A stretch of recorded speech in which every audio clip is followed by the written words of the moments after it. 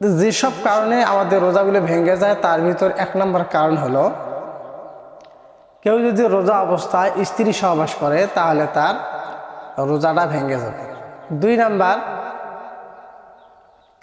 ইচ্ছাকৃতভাবে কিছু যদি পান করে অথবা কিছু খায় তাহলে তার রোজাটা ভেঙে যাবে।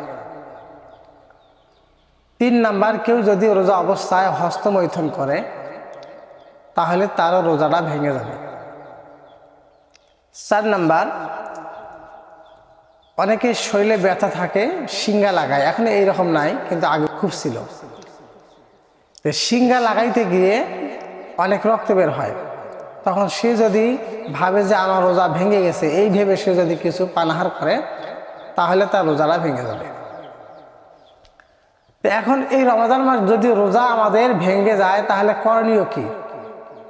আল্লাহ রাসূলের সাহাবী হযরত আবু হুরায়রা রাদিয়াল্লাহু থেকে হাদিসটি বর্ণিত হয়েছে। তিনি বলেন যে আল্লাহ রাসূল সাল্লাল্লাহু আলাইহি ওয়াসাল্লামের কাছে এক ব্যক্তি আসলেন, এসে বললেন, ইয়া রাসূলুল্লাহ, আমি ধ্বংস হয়ে গেছি। আল্লাহ রাসূল বললেন যে তোমার কি হয়েছে? এই ব্যক্তি বললেন, ইয়া রাসূলুল্লাহ, আমি রোজা অবস্থায় স্ত্রী সহবাস করেছি। আল্লাহ রাসূল বললেন, তাহলে যেহেতু রোজা অবস্থায় স্ত্রী সহবাস করেছে, তোমার রোজাটা ভেঙে গেছে, এখন তুমি একটা গোলামকে চিরজীবনের মানে মুক্ত করে দাও।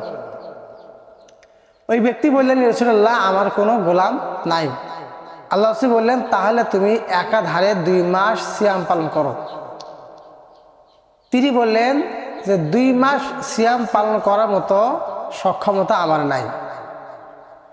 আল্লাহ রাসূল বললেন, তাহলে তুমি 60 জন মিসকিনকে খাবার দাও। ওই ব্যক্তি বললেন, এই রকম সমর্থনও আমার নাই।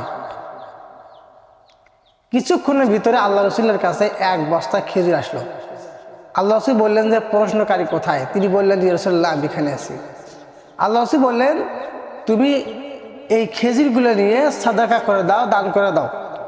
ওই ব্যক্তি বললেন, ইয়া রাসূলুল্লাহ, আমি কি সবচেয়ে অভাবগ্রস্তকে দান করব? সেই আল্লাহর কসম, যিনি আপনাকে সত্য নবী হিসাবে প্রেরণ করেছেন, এই মদিনার 2 পার্শ্বে আমার চেয়ে অভাবী আর কেউ নাই। আল্লাহ রাসূল তার কথা শুনে হাসলেন, এমনকি তার দাঁতের চোয়াল পর্যন্ত বের হয়েছে। আল্লাহ রাসূল তাকে বললেন, তাহলে এগুলো তোমরা গিয়ে খাও, এগুলো তোমরা খাও। সম্মানিত ভাইয়ারা আমার, এই হাদিস থেকে আমরা কি বুঝলাম? ইচ্ছাকৃতভাবে একটা রোজা পরিত্যাগ করলে তাহলে গোলামকে মুক্ত করতে হবে।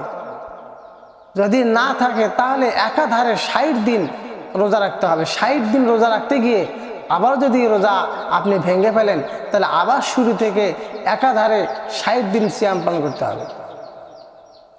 যদি ওইটাও না হয় তাহলে 60 জনকে খাবার দিতে হবে। তাহলে একটা রোজার কত গুরুত্ব!